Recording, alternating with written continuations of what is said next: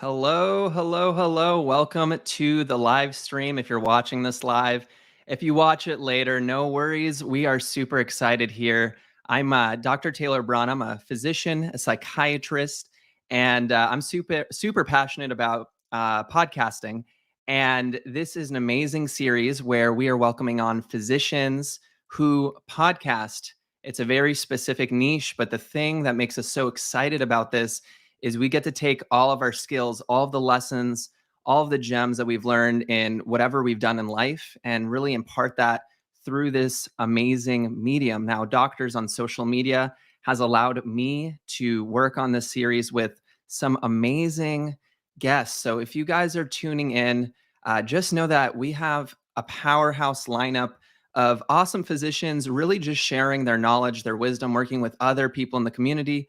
And guys, today, it's actually, I would say yesterday was the time to really learn this skill. Not today, but today is just as good as any, because at this point, we have to understand that technology and developing digital assets, all this stuff is super important for developing who you are, whether it's your business, your brand, what you want to bring about in the world. We'll talk about all of that stuff and more, but I'm just so passionate about podcasting and know my guests are today as well. So I'm going to be bringing on some amazing people on board today.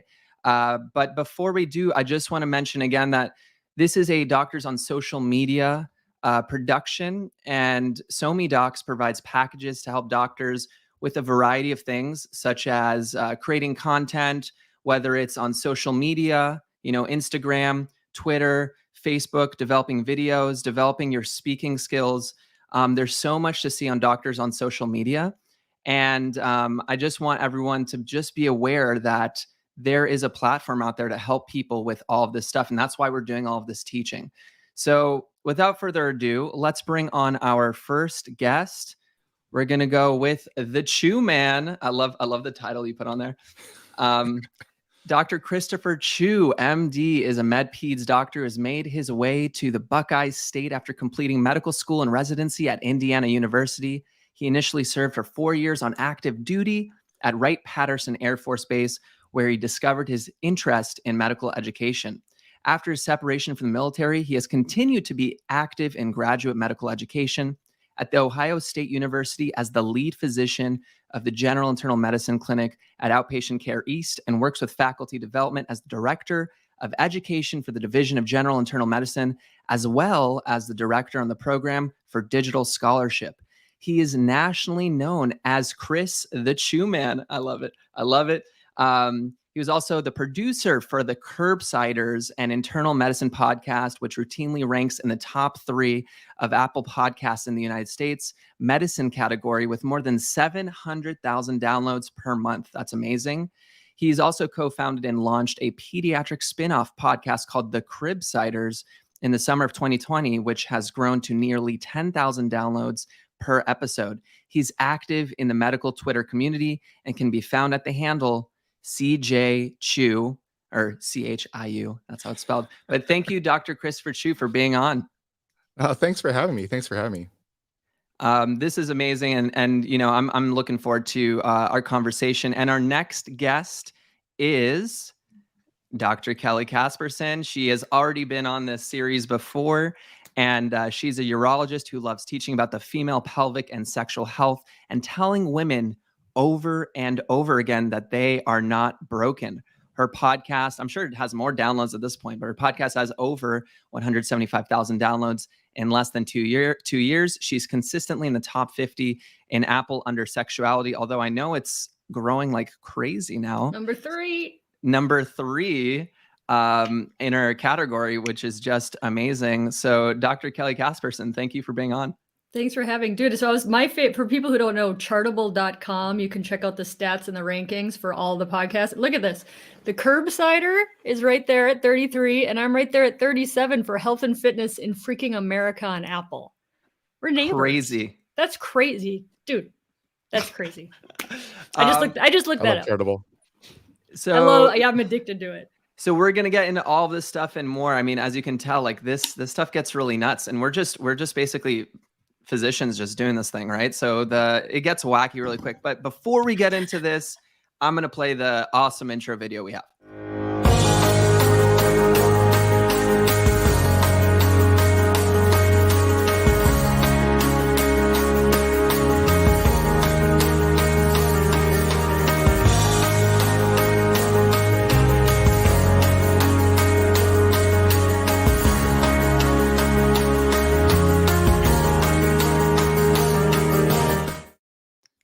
All right, guys. So we saw the topic, and this is about recruiting awesome guests. And, when it comes down to it, you don't have to have guests in your podcast, but it really just makes it so much more enriching and fun. And like it goes into crazy places when you have great guests. So let's start with Kelly. Kelly, like, what is your thinking around like what makes an awesome guest? I just use my curiosity. Right? Like I'm curious about something, or I literally read a paper that blew my mind. And then like a friend knew the author and now she's going to be on my podcast. I just reached out to Gwyneth Paltrow last week because I'm getting braver and braver. She hasn't said yes yet, but it's just like things I'm interested in. Right. And the more your podcast climbs up, now I can be like, hey, Gwyneth, I'm number 2 and you just had a Netflix thing out on sex. So you should probably be on my podcast. You just get more confident with asking. But I just like things I'm interested in, and then you'll get feedback from your listeners, and they'll, common themes will come up, and I'll be like, oh, I don't even think about talking about that because I do that every day in my day job and didn't think it was very interesting, right? So like, listen to your listeners; they'll tell you what they want. And Chris, what do you think makes an awesome guest? No, I mean the same thing. Our listeners give us ideas all the time on both topics and guests. We have like a huge running like Google document. But we also get a lot of internal stuff too. So like on Curbsiders, we have over 20 producers. On Cribsiders, we have over 10. And, as we come up with topics, we think about guests, and often we'll go to, the authors of papers, friends of friends, like many times we're invited to conferences all the time. So at least in person previously, and what often will happen is we'll go to a session and we're like, wow, that session on medical interactions was amazing. That guy, he spoke really well. So we'll just like go up afterwards and be like, hey, do you want to talk to us on one of our episodes? And there's just so many ways to find guests, but I think it's important to listen to your audience, listen to for our producers, or just networking. That helps a lot too. Yeah. So what I'm hearing is that you can listen to your listeners. You can maybe, like, for example, in the medical field, there's conferences you can attend, or maybe a grand rounds, or you hear someone speak and that inspires you. But I really want to sort of break it down in this episode, or this series that we're doing, because I think that there's just techniques or ways of thinking about it to really get the top level of guests. And again, like, I don't know if you guys feel the same way, but for me, as I've progressed, it's not that you don't necessarily want to talk to everyone. It's just that you reach a certain level of, Kelly, you kind of alluded to it, a certain level of confidence, or a certain level of sort of commitment in your concept or project, that you really want to bring in some really great people. So do you guys have a framework of how you select guests, or do you guys have a way of, vetting out people, or do you guys just go for it? Like, I'm like totally curious. Yeah, I mean, it's across the board. I use my curiosity, right? Because I'm the one who's asking the questions. And so like, and I, at this point, because my podcast is now, you probably get this the same way, Chris, is like, I get emails from like producers and like media people, whatever, promoters of other people. And they're like, will you have Julie on? And I'm like, no, I'm not interested in Julie. Right. So like, I actually get more now, and I have the privilege of saying no to people. I mean, the thing is, a lot of doctors, we're experts, and you get to be more and more of an expert the more you do it, right? So I'm like, I want all the top people who've written the top books. I want all the who's, like, and there's so many people then. And then, of course, like doctor podcasters, they're great. The audio is going to be awesome. They know how to talk. They know how to do like conversation. So doctor podcasters are, I think, I just did a great one last week with doctor podcasters. And I'm like, they're my favorite people. So I love having them on. Chris, what do you think? Do you have a framework? Do you have a way of vetting people out?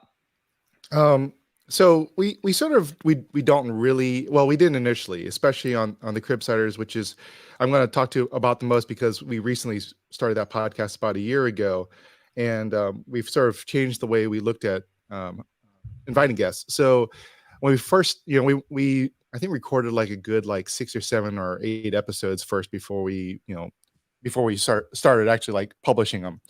And in the course of that, we were sort of in the middle of this was beginning of spring last year, and we're sort of in the middle of Black Lives Matter and a lot of things going on, looking at diversity. And we actually, after we produced everything, we actually had to step back and we looked at the types of guests that we had and realized that we didn't have the amount of diversity that we wanted. Now we had like a lot of, a handful of women guests, people of color, but not as much as we wanted to. And so that's actually been something that we've structured into how we're looking at guests as we start making a list of things that we want to do. So say we'll have topics that we want to do. I want to do ADHD. I want to do, anemia or whatnot. And then we'll say, okay, what are the articles we're looking at? Who are the top authors of those? Who are people that we've heard talk on this, whether it's ground rounds or heard them at a conference. And then we sort of, based on that, say, well, who would be ideal for this? And especially in the interest of diversity, who would be best guests for that too? And that has actually helped us quite a bit. And we've had some excellent guests, I think, that we wouldn't have initially thought of had we not tried to work on being very specific about being diverse in our guests. Yeah, that's a really good point. To be honest, I don't think I've done that enough in terms of, I kind of do the Kelly Casperson method with the curiosity and the, I think there's definitely some techniques there, but I think that's a really good point is what is the representation of the topic that you're talking about, especially if you're trying to develop a podcast where, maybe you're talking about a fringe topic or you're trying to really get more information. You might be missing out on certain information if you're not hitting all the different cultures and races and groups. So that's a really good point. I want to flip this around for a second.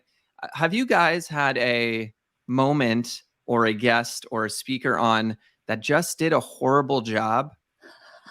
Like they just did terrible. I mean, I know I have, so I'm just curious. I don't want to name names. Like Chris name names. I'm not trying to name names here. I'm just trying. Have you guys had that experience where you thought it was going to go great and actually the interview did not go well, or it just didn't work out? Like, what did you learn from that? Well, I think it's a job of the interviewer too, right? Like you realize like you have a job to like ask interesting questions and, keep them engaged. But to me, it's like, had I known your audio and your internet connection was going to be this crappy, I wouldn't have done it. So for me, that's it. Is the audio is bad, if they're in a busy room, if they're freezing all the time, it's just not great production quality. But personality wise, no, but that's because I guess, I'm already curious about their topic. Right. Chris, what do you think? Yeah, I mean, yeah, like all the technological stuff that happens, we've done, I've done over, I can't even count how many podcasts I've recorded with people, and it's always brand new. We come on, it's like, all right, no, that's the wrong mic. No, that's the mic from your computer, and trying to figure that out. And you get past that, and you get used to that. I think the only time you really have a bad guest, and I wouldn't even say it's bad, is usually sometimes we'll have guests that are really, really nervous. This happens sometimes when we're in person.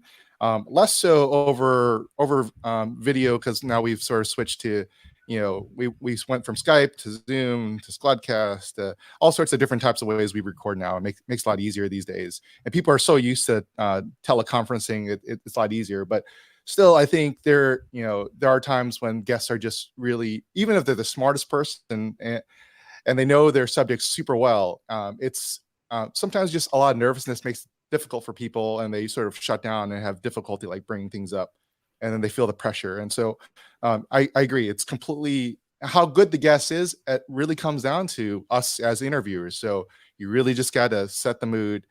Most of our episodes are structured so that at least Curbsiders, these are more harder core medicine topics, so we talk about a lot of medicine things. So we always start off with we call softball questions. So just like, get to know you, what your favorite foods, what's your favorite thing in pop culture type stuff. And that loosens them up a bit.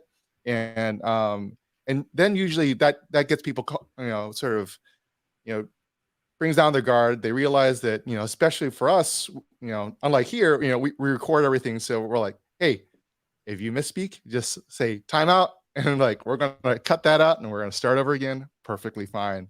And usually after a couple minutes, actually people just get used to it and they're fine. But the biggest problems I think are usually when people are just really, really anxious. And sometimes we can't get over it completely, but I don't think we've had an episode that we couldn't salvage. Yeah. And so what I'm hearing is like, even if you have an amazing guest, sometimes it might be your fault if you haven't made them comfortable, or if you haven't maybe prepped the setting in a way to get them to reduce the anxiety. And especially I think about like, if you have an expert in a field that hasn't had maybe the most public speaking experience, or maybe they haven't used this exact technology, or they're not like a tech geek and they don't know all this stuff. Like, I mean, I know you guys know this, but like, there's a lot of like little pieces to kind of getting yourself ready for something like this, that if you're not experienced, you don't think about it. And then now you're all flustered and nervous, as opposed to like being in the setting. So I think that makes total sense. Yeah, Chris, I see you. Yeah. So there are a couple things that we do to, and some other things that we help our guests be a little more comfortable. One is we often do a sound check. So not on the day of, but maybe a week before, our producer will talk to the guests, make sure they have the right audio equipment, headphones and some sort of microphone.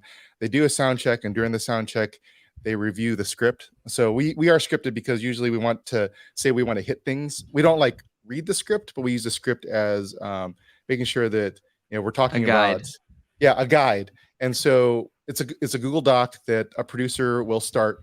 And that's always shared with the guest ahead of time. Not all the guests look at them, but I find if the guests sort of know the questions they're going to be asked, they can sort of help even guide. They're like, well, that's not a great question, or I don't really like this case scenario. Can we switch that? Usually that type of stuff also helps the guest feel more comfortable too, and then hopefully makes them a better guest when they're talking. Nice. I remember now that like I'm thinking about it. Early on, I had somebody and like they were just not engaged. They were like sitting in the dark. Like they didn't seem super stoked. And I'm like, I think it was because she wanted me on her podcast. And so then she did mine. And like, now that I've done this enough, I probably wouldn't have published her episode. But like, if your guest isn't stoked about their topic, it's going to show. Yeah. I think that's a big one, right? It's like having an awesome guest or recruiting someone is, because I mean, I tell this to people all the time. Like if I'm listening to a podcast, I can hear in the audio if they're passionate, you know what I mean? So like if I'm like just briefly getting to know someone and I don't see the spark, it's like, why would any listener waste their time to listen to someone who's not enthusiastic about the topic? There's so many podcasts that are really good. Like at this point, it's not worth, you know what I mean? Like it's not even worth it. Mm-hmm. So anyways, yeah, I mean, I think this idea of, I think there's two parts, right? You want to recruit high quality guests, and then you also want to massage them and make sure that they're like loosened up for the the main event. Do you guys have wish lists? Do you guys do like, this is my dream guest to have on, or do you have your like 5-year, 10-year guests that you want to have at the table? I just texted Gwyneth Paltrow. There's no 5-year, 10-year for me. I'm just like, I'm curious. She wants my platform because she just has a Netflix sex thing that came out. Like, yeah, I have a VA, and I just like spit names out now, or I'll look at like who's top in podcasting in a category and be like, oh, I have a book coming out next year. I need to get on that person's podcast. So it works for both like getting on podcasts and then people coming on your podcast. Chris, what do you say? I don't really have anyone. I mean, it's been so fun I think podcasting has been such a huge networking thing. Like I now know so many people, and if I just need something and I know someone who knows someone, I mean, medical field's pretty small, especially like internal medicine and our subspecialties. Like I don't know if I have like a big name, because if there was a big name, I bet you at least, yeah, I really don't have anyone. No, You're, I mean, you're 33 in health and fitness. They're going to come on your podcast. I mean, when you kind of get up there, like it's so impressive, right? Like it's that almost like will sell itself at that point, I think, because you're actually providing a huge audience for them. We're in the beginning podcasters, like that guest is kind of doing you a favor if like 2 people are going to listen, right? So there is something to that. This is not a conversation I would have said like even a year ago. But like things you think of like you have a huge platform now. Yeah, Kelly, I mean, it's great to see how you're even talking about it, because I can tell, like, I'm sure your mindset's completely shifted, right? Because like if let's say I'm a super famous whoever, it doesn't matter, right? And I have a book on X topic.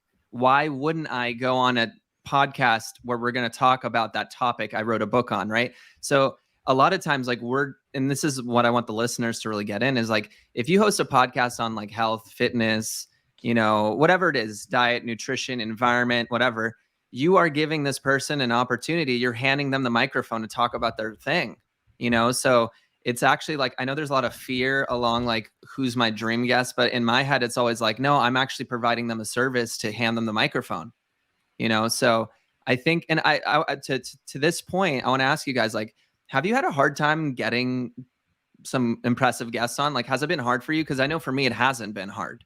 Like every time I've tried, yeah, some people, there's like a lot of people that say no, but like in general, it's actually been really easy. Like, what do you guys say?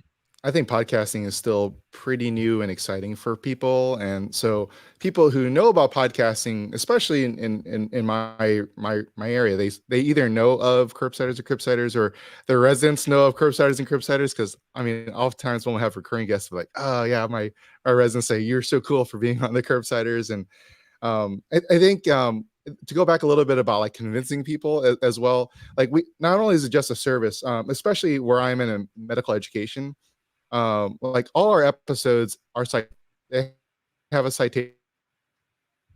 We will provide a press release for our guests. They can. Chris, you're breaking up a little bit there. No, it's okay. Now? I mean, look, this is the whole thing about doing it live. So guys, again, like, yep, we can hear you. Can you hear me? Okay. Yeah. So repeat that again. Yeah. So what I was saying is, you know, we provide citations for every episode we have. On the Cribsiders, we actually we can produce DOIs soon for each of our episodes.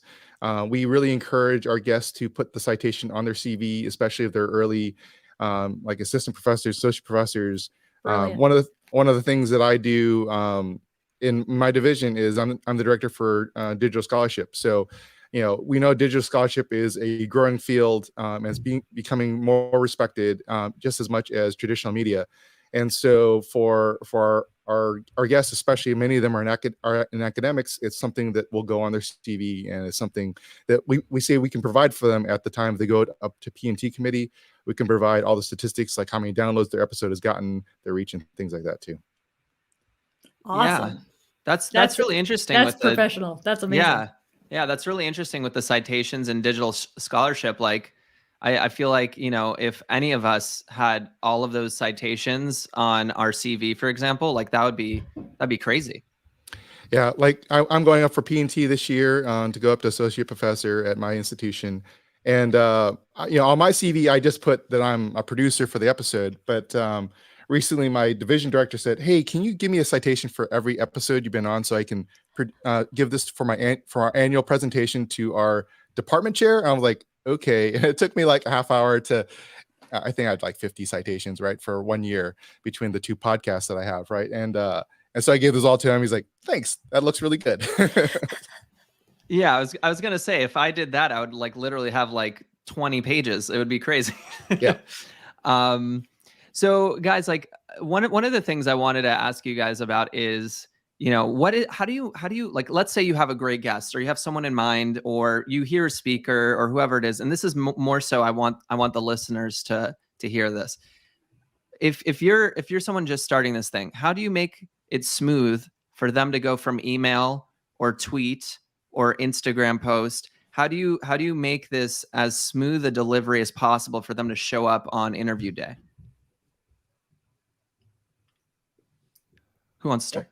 We have a workflow. So for both my podcasts, we not only have a blurb that we do for especially if we're cold emailing or cold texting someone.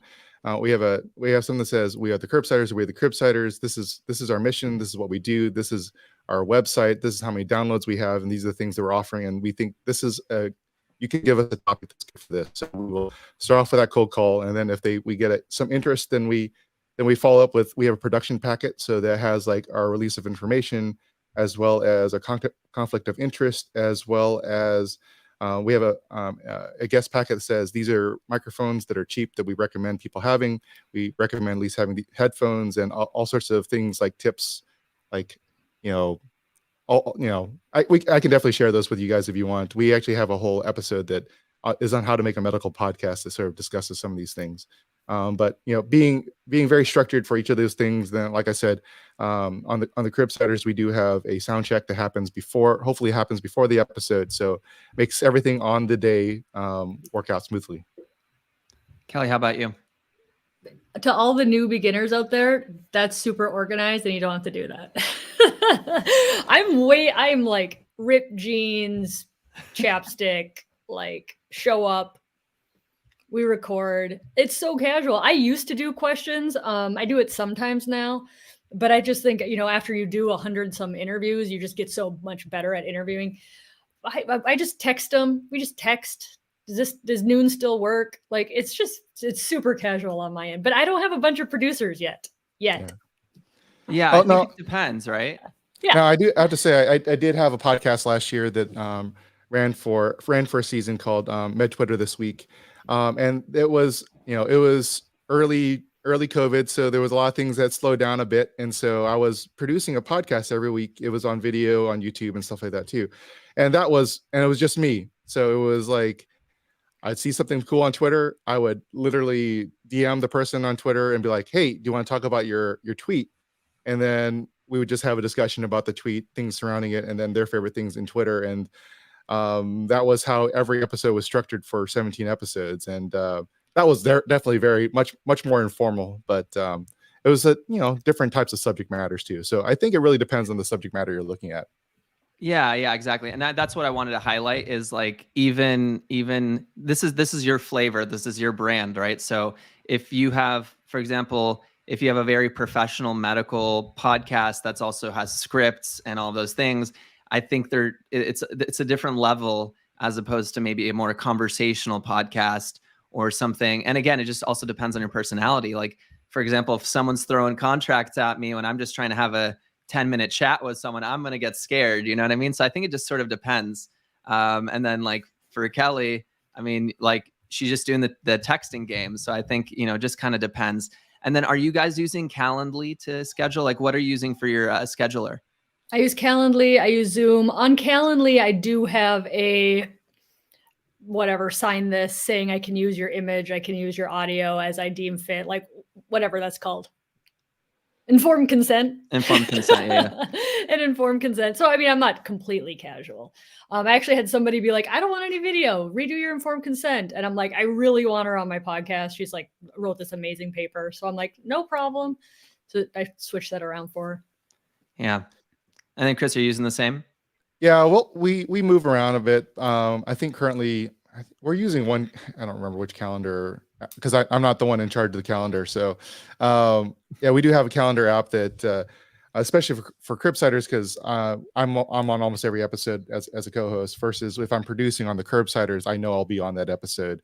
So for the Curbsiders being on every episode, Justin and I just sort of we have like these blanket days that we know we're going to be open for, like Tuesday nights, Wednesday nights, and Thursday nights, and those are the only times that we'll put on the calendar. And then because usually we have two hosts plus producer plus guests, we're trying to schedule with 4 different people. So that's usually the best way to do it with that. Wow. Yeah, and I do the same thing. I batch, so I'll have like a day, and I'll do like 5 in a row. Just boom, boom, boom, boom, and then I just send them all to my editor. It just looks easier to batch. Yeah, batching is definitely a huge benefit for production for sure. So guys, we're coming up on time here. So I'm just going to go into some closing statements. So Kelly, do you want to start and just let people know how to find you? Yeah, so my podcast is You Are Not Broken. I'm most active on Instagram, Kelly Casperson MD, and my website's kellycaspersonmd.com. Awesome. And Chris? Yeah, so you can hear me on both Curbsiders, my Twitter this week. I'm most active on Twitter at CJCHIU, which is CJ Chu. And you can probably find me on Instagram and Facebook if you try it hard. And also, we tagged you guys, and you're on the website as well, on SoMeDocs and on Facebook. So if anyone wants to reach out, I'm sure that's a really simple way to do it. But guys, I want to thank you seriously for taking out the time. I know we're super passionate about this. And now I'm going to go into a little bit of a teaching portion. So everyone's going to hop off for a second. And guys, like, I can't say enough. This was amazing. Seriously. Thanks for having us. Thanks. And everyone, for everyone listening, look, these are some pros. Seriously, like, we're all learning and we're all getting better and we're all improving. But this is years of experience that we're all putting together here. So I'm really excited to do a little bit of a summary from today's episode. I'm going to throw in some of my own tips as well. But guys, if this is too complicated for you, or you're getting confused, or you're like, this sounds like really daunting, and you do want to start a podcast, one of the reasons we produce this series is to also let you know that we are doing a Build a Podcast service. So let's say you want to get into the game, but you have no idea what to do, and you want to just launch your podcast. Reach out to us through SoMeDocs. You can reach out to me as well. Just literally search my name, Taylor Brana, and message me. We're trying to help people out, but that doesn't mean you have to. We would love for you to fish, but if you want to be taught how to fish, or you want us to produce this process for you to gain fish, we're here for it. So the other thing I just also want to mention again is just check out SoMeDocs. It's not just about podcasting. Like, this is a digital world. There's so many new things out there, and we're all developing all of our skills. So it's not just about podcasting. We're trying to improve on Twitter. We're trying to improve on Instagram. We're trying to improve on TikTok. We're trying to improve on YouTube, because all of these different things, now there's crypto and NFTs and the world's changing, right? So we're all learning all this stuff, but podcasting specifically is a tremendous asset for networking, for learning from new people. You do not know what's going to happen next in these conversations. That's what makes it so exciting. So guys, I'm going to head into my tips and just summarizing a lot of the points that were made about recruiting awesome guests. So first things first, you just really want to think about your topic, okay? Who is going to fit this topic or idea? So some people are more logical and rational, and they outline this thing. So if you have a medically related podcast where you're trying to hit specific topics, such as Chris with anemia, you want to get like an expert in pathology or someone who deals with a lot of these cases, right? So you want to think about who's going to be my best guests for this, like who's published books, who's done research. Maybe I've heard a speaker, right? If your topic is going to be on the environment, like write a wish list of the top environmental experts. So when you're trying to come up with having an awesome guest, start with the topic sometimes, and then think about who would be ideal people for this. Again, you don't have to be so structured, but I think having some structure is going to let you really optimize the impact of your conversation. Or you could go random, but then you're risking maybe not having the best guests. And then you want to ask this question: who are the leading experts for this thing? Like, look up on Google, look up on Twitter, look up on Facebook. I will say, with some caution, be careful of just randomly finding people on social media, because sometimes people have a lot of fluff in their following. Listen to some of their podcasts they've been on.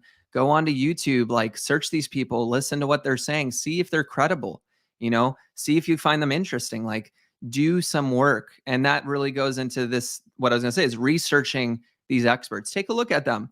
Again, guys, this doesn't have to be difficult, but even a 5 to 10 to 15-minute cursory look at potential guests can pay dividends in terms of the quality of what you're going to receive. Again, you don't have to do this, but just that little bit of effort can go a long way.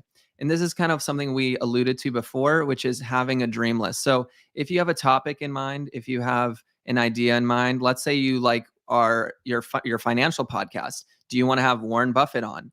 Do you want to have some of the billionaires in the world out on your podcast? Do you want to have people that are making huge gains, right? And finding out about them. So who are these people on a potential dream list?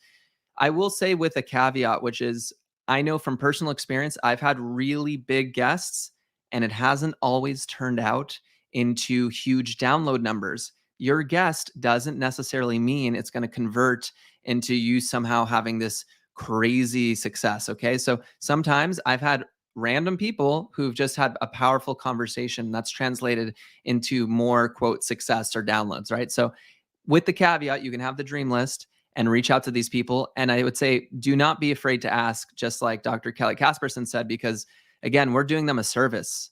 We're providing a service for you're handing over the microphone and allowing them to be on. So I think it's really, you can dream big. Do not be afraid. And worst comes to worst, they say no, but never be afraid to ask. When it comes to reaching out to people, have a personalized message or email. Do not have it be canned. Don't make it robotic or hire someone to do it, but keep it personalized. I can't tell you how many times all of us have received emails at this point or messages at this point. And if it sounds like it's coming from a robot or if it sounds like it's copy and pasted, I'm not reading it. I get too many requests. And at this point, you want to make it personal. So make it something that really lets the person know that you are a human being and you've listened to them, you've looked at their work. When someone really takes the time, even if I'm not interested, I'm going to still respond or give them some time and my attention because I know it was personal. All right. So I think that's really important and keep it brief. People are busy, especially with physicians or professionals. Like, keep it as brief as possible. Be super respectful, and whoever's reading it is going to really appreciate that. So definitely recommend that. If you're trying to get a guest on your podcast, I highly recommend getting on the phone with them, even if it's like 2 minutes, 3 minutes. Just do a quick pitch, get on the phone, see if they're interested, or at least get on the phone in terms of texting. The further away you are in terms of like, DMing on Instagram or Twitter or whatever, it's going to be harder to recruit awesome guests. But if you can get them on the phone, even for brief, they'll get to know your personality and who you are. And I think that's going to translate into them having a little bit more at stake in terms of wanting to really participate. So I highly recommend, especially, by the way, and this is something we didn't really talk about, when you get on the phone with someone, you can kind of pre-vet them to see if they're actually good. Because chances are, if you have a not so strong conversation with them in 5 minutes and they don't really have the character, the personality, the charisma, the passion in that short, brief conversation, chances are they're not going to have it when you interview them. So you can actually pre-vet by getting on a short call. And I'm not talking about a long call. I'm saying literally 3 to 5 minutes and you can get a sense of what the deal is. So get on the phone. I think it can be huge. I've had guests that I've cold interviewed and then it just wasn't good. And really, we're not trying to waste anyone's time here. So flipping guests and referrals. This was kind of mentioned, but you can flip guests. You can flip referrals. So for example, let's say you have an awesome guest on. Chances are they've been interviewed before. And chances are they also have a podcast. So you can find out from your guests who they think would be awesome to have on the show. Or you can speak out or reach out to your listeners to find out who awesome guests might be. So you can do, honestly, since I started podcasting, I've just done referrals, and that's a method I've found to have great guests because I know they've been pre-vetted through other networks. It's basically social networking and having it pre-vetted through other awesome people. So it creates this sort of cascade of almost infinite conversations that you could have. Creating an amazing experience. This is more so for branding. If you have an awesome brand, if you've developed a professional look, feel, and podcast and experience. So for example, the curbsiders, even before I reached out to Chris Chu, like before I even reached out to the Chu man, like I'd already heard about the curbsiders, right? So I had listened to the podcast. The podcast audio is amazing. The quality is great. The quality of the content's great.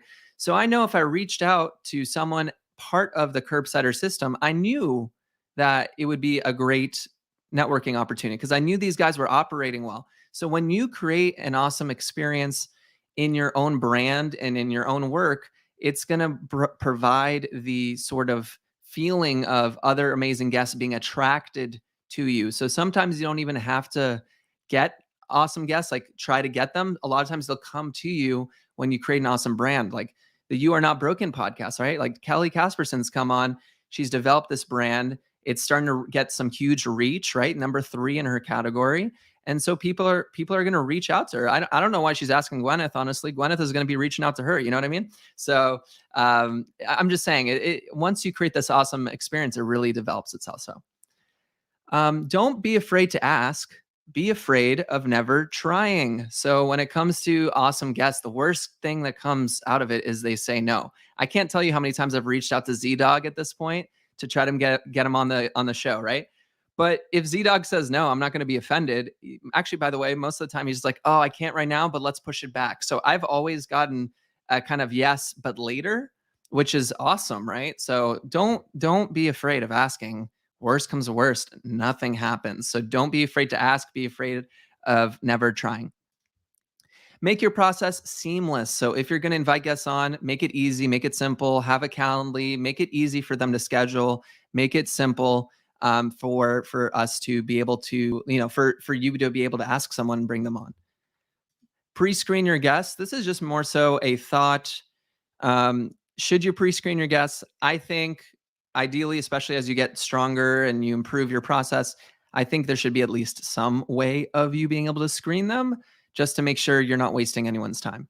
But how you do that, that's up to you. But there's multiple methods of doing that, such as hopping on a short call, listening to their other interviews or podcasts, checking out their social media, all of this stuff, just to kind of make sure you're okay. And again, this can be super brief. It can be 2 to 5 minutes. Doesn't need to take a lot of time. Let's say you have no idea how to get an awesome guest, or you're trying to look for guests. Listen to podcasts to find great speakers. So if you are a listener of podcasts, you might be able to say like, oh, this person would be awesome on my show. Chances are if someone is speaking on a podcast, they want to be a podcast guest. So please be sure to listen to your favorite podcasts and in the back of your mind think maybe they could be a guest on mine. Having a guest referral program, there are literally groups, Facebook groups. There's actually professional services. You can hire people that they'll just do this for you. They'll find guests for you. They'll make it simple. They'll recruit people. They'll actually help you get onto other podcasts. You pay the money, of course, but if you don't want to do any of this and you have the cash and you just want to turn out content, you could join these Facebook groups. And like I said, you could hire a specialist to be a guest or receive guests. So there's all of these services that people will do. For example, for my own podcast, The Happy Doc, one of my super fans, who's now like one of my best friends, he listened to my podcast like 4 episodes in, and we've been like friends ever since. And Dr. Neil Desai, who we've been working together, he is my recruiter. Like, this is what he does for me. He helps find awesome people, and then we have them on the show. And so like sometimes your super fans or your friends or whoever, you don't need to hire someone. You can just find someone who loves your show and wants to help you out. You don't need to pay people once you create a brand. Like there's so many creative ways to do this. So I just wanted to offer you guys tips on how to have an amazing show with amazing guests, because if you have that combination where you create this awesome experience and then you bring on awesome guests, boom, you just created an amazing experience. Someone's gonna be like, whoa, like I love this. This show is awesome. They're gonna start referring people. And again, that's how I think the Curbsiders, the Cribsiders, the You Are Not Broken podcast, like I think that's what they're creating this experience. So when people listen, they want to refer other friends to listen, right? And so by creating that amazing experience, it makes it obvious for people to be like, wait a second, like that was great. Like that anemia episode, like I didn't know that coming into this. I left with more knowledge. That was awesome. Like I want them to go to the Curbsiders or the Cribsiders, or like, oh my gosh, like I didn't know this about sexual health. Like I feel like that episode just changed my mindset on something. I'm going to go listen to the You Are Not Broken podcast. So if you guys really start to have this click in as you develop your podcast, you can make it amazing. So I'm going to close it out there, everyone. I want to thank you so much for listening. If you're watching this live, I appreciate you. If you're listening to this recorded, if you need any tips or anything, please reach out. I appreciate your time. And I'll see you guys in a week. We're doing this again on Sunday. So we'll be back for another episode where we're teaching podcasting. Have a great one.